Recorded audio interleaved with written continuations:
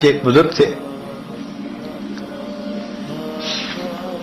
70s میں تھے، بیوی بھی اسی طرح بہت نیک تھی۔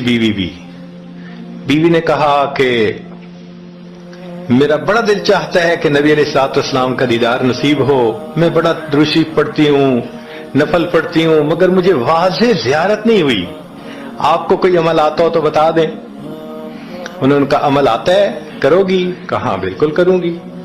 کہنے لگے اچھا جمعہ کا دن آ رہا ہے، خوب نہا دھو کے وہ جو دلہن والے کپڑے تھے نا تمہارے، کناری والے گوٹے، وہ پہننا اور میک اپ کرنا، خوشبو لگانا، اور میں بس جمعہ پڑھ کے آؤں گا تو پھر ٹھیک ہے۔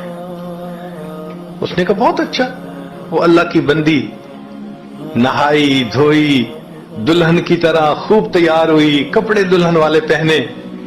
ان بزرگوں نے جمعہ کی نماز پڑھی تو ساتھ بھائی کا گھر تھا اس کی، یعنی ان کی بیوی کا، تو بیوی کے بھائی کے گھر چلے گئے، اس کو جا کے کہا میری عمر دیکھو اور آ کے اپنی بیوی بہن کی حالت دیکھو۔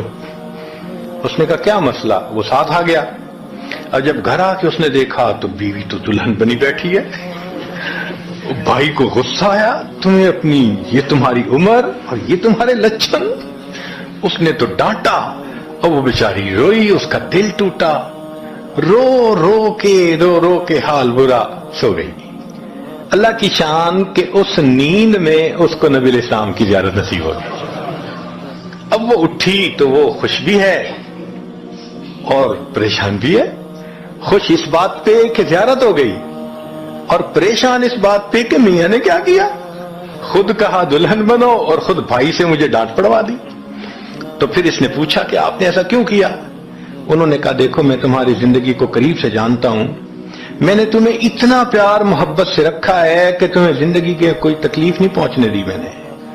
تم نے عبادت کی انتہا کی ہے، مگر کچھ نعمتیں ہوتی ہیں جو دل ٹوٹنے پہ ملتی ہیں، تو تمہارا تو کبھی دل ٹوٹا نہیں، تو میں نے ایک بہانہ بنایا کہ تمہیں کہا دلہن بنو، بھائی کو شکایت لگا دی، اس نے ڈانٹ پلا دی، تمہارا دل ٹوٹا، اللہ کو رحم آ گیا، اللہ تعالیٰ ٹوٹے دلوں پر رحم فرما دیتے ہیں۔